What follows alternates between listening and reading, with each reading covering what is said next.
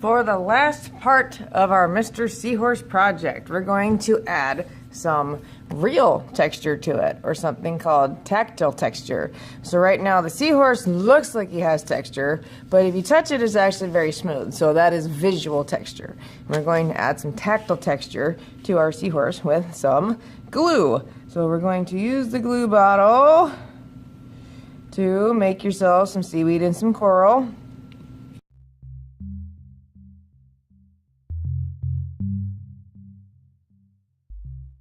Once your glue work is done, then every table has a tray full of salt. Now, while this is normal table salt, it is art room salt. Lots of hands have been in it, so we don't want to eat it because you don't know if those hands are clean. So we have to take turns. This will stay in the middle of your table. We're not carrying it around because it'll make a big mess. We take your paper, turn it upside down, and lightly press it in the salt.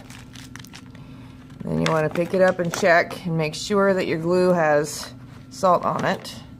So if it doesn't, just put it back in and gently press wherever it's missing. Sometimes it helps to shake off the extra over the pan, not anywhere else.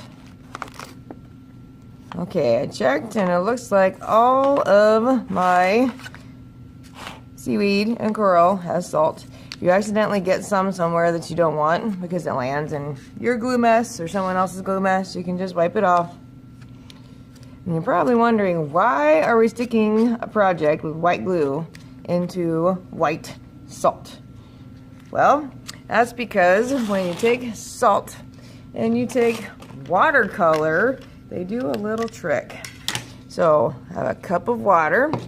I have my watercolor set.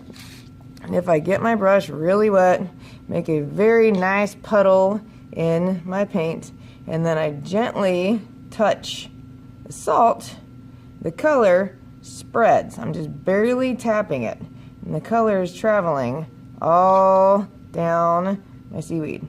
It's also fun from blending colors, so I could always take this and start out with a little yellow on the top, and then put some green on, and the colors will mix together. If you are mixing colors, you want to make sure they're beside each other on the color wheel. That way when they mix, they will do good things.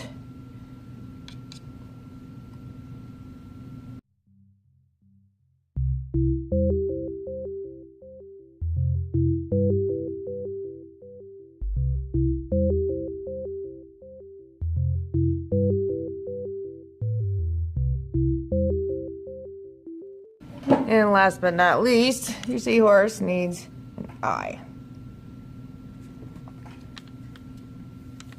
So make yourself a dot of glue and then come up and see me for your Google eye.